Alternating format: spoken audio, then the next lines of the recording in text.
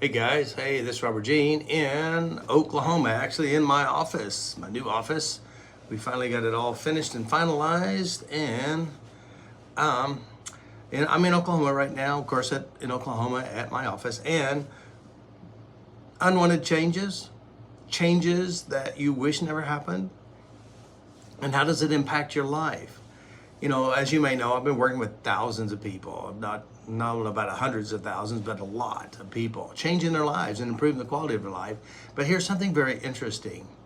Working with a 5-year-old or a 7-year-old little girl, but she's not a little girl anymore, she's in her 30s or 40s. But this little impact of a 5 or 6, 7-year-old little kid falling down and knocking her front teeth out, it was a loss. And from that point forward, she suffered the feelings that no one loves her and that she's not pretty enough just because she fell down. Unwanted changes happens all the times in our life, but what we want to do is figure out how to release it. Most of the time when I work with adults, it has to do with an element of an unwanted change. You know, the young girl, the young boy who moved from a small house, a familiar house, but they moved into a bigger home and nicer schools, nicer lifestyle, but it had a major emotional impact on her life. She always felt like she had no friends. And of course, the new school, she didn't know how to make new friends because she's always had friends where she came from. So this creates a major impact. And of course, you know, when you have, the young kid, boy or girl, and all of a sudden there's a new one in the house, a little baby, and they lost their importance in the home. This does impact the child. A lot of times, you know, we work with individuals who have major losses, you know, the loss of innocence, the loss of a home, the loss of a parent or a pet.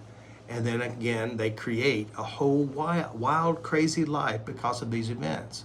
How many times has it been that I worked with an adult when they were a child or a teenager and they moved from one home to the other and there was a big major loss? I remember when I was probably, I don't know, maybe 13 years old. I'm in the 7th grade. I don't know how old I was, but in 7th grade. And I'm at my desk and I'm crying because I miss my lifestyle that I had when we were living in the country, in my schools and my friends. This impact ripples throughout our whole life. And one of the most important things is knowing how to adjust your history, the pains of the history, and it'll impact how we view the world today. These become what we call imprints in my world.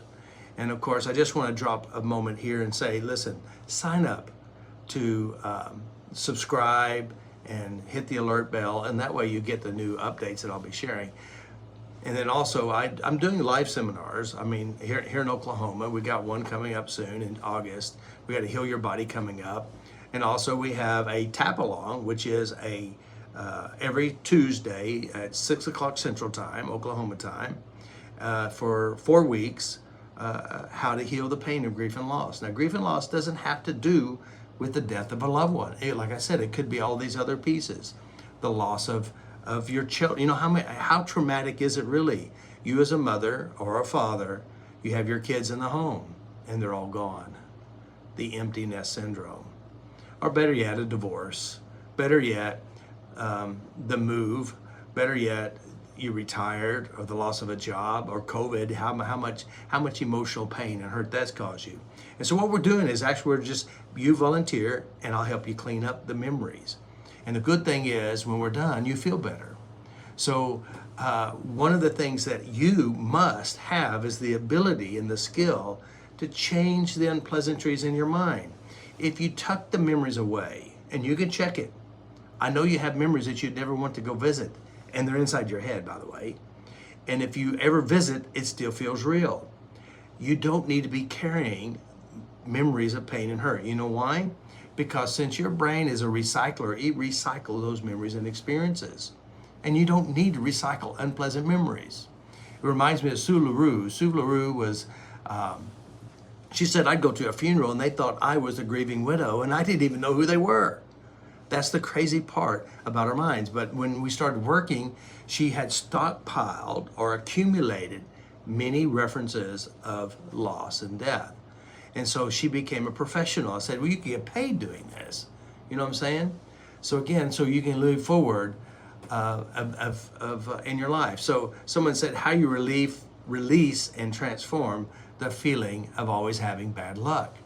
Well, the interesting thing is, having the feeling of bad luck is a lucky draw of your internal references. That means your brain is very successful at replicating over and over again and producing the feeling of bad luck. It's an internal translation. So what I would do is you can volunteer and we'll help clean up those proofs that your brain is using to manifest and produce it. Because again, you have to understand, you're not broken, you're not screwed up, there's nothing wrong with you. Your current life today is a result of what your brain captured before today, from childhood all the way up to the present moment. So you can rewrite your story and you can improve the quality of your life. Now somebody says, well, I'll tap along how to get rid of a drug habit. It depends. It depends on how bad you want it. A drug habit is basically, what is addiction? How does addiction work? Well, addiction is more mental and emotional than it is physical. But then there is a physical result of it.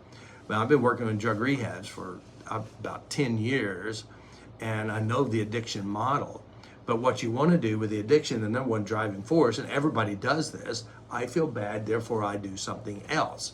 You can smoke, drink, drugs, sex, alcohol, shopping. You can meditate, vegetate, you can pray, you can clean the house, whatever it is to avoid the feelings. And that's what addictions drive you. And it depends what kind of addiction is and how good you are at it and how bad you want to let it go. It could help clean up memories that is driving the addiction program.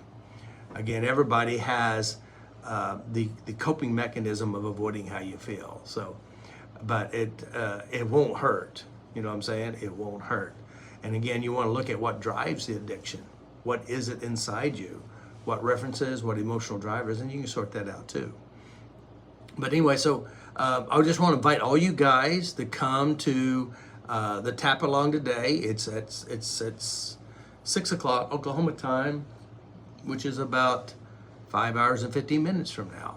And what we're going to do is I'll introduce how the mind works a little bit, and then for the next 4 weeks, which is 8 hours of tapping, you volunteer and we help change your memories. And you don't have to volunteer. You can get some benefits by merely tapping along.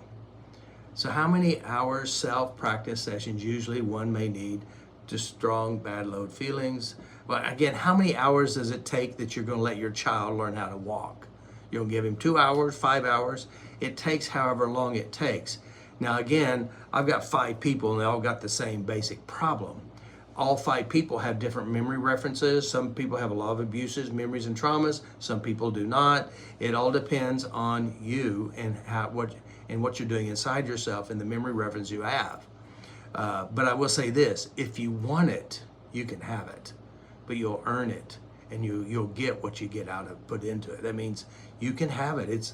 If you change the neurology, you change the memories, you change the references, you change your life. It's that simple. Again, how bad do you want it? You know what I'm saying? And I said, how do you find the grief and loss tapping mentioned? You can go to FasterEFT.com. When I get done with this video, I will post the link and you can join us. Now, there's a lot of things happening in our world. We have also some tap-alongs on Thursday as well. We have one for those of you who are in Europe. And I'm just going to do a quick look over here and I'll kind of tell you what we have going. We also have some on Thursday at 12 o'clock Central Time, which will be about addressing weight loss. And let's see, weight loss and that's pretty much it. Anyway, you can go to FasterEFT and go to events and you'll find all this. But hey guys, I want to thank you for being here. Guys, the most important thing you could ever do for yourself is learn how to like you from within you. Now, what's that mean, like you from within you? That means change the memories that are unpleasant. Change the hurts inside your mind. Make an adjustment in how you view yourself and what you say to yourself. Change the pictures that you look at to make yourself feel bad. Change the kinesthetics. Change the auditory, the words inside you, the words you say to yourself. or better yet, the words you say to others. So learn how to love you, like you from within you, because what you do inside yourself, you're going to do to other people. And today's the time to actually start to invest in you. I know some of you guys are on the fence, have been sitting on the fence for a long time, and it's time, really, it really is time to move forward. It is time.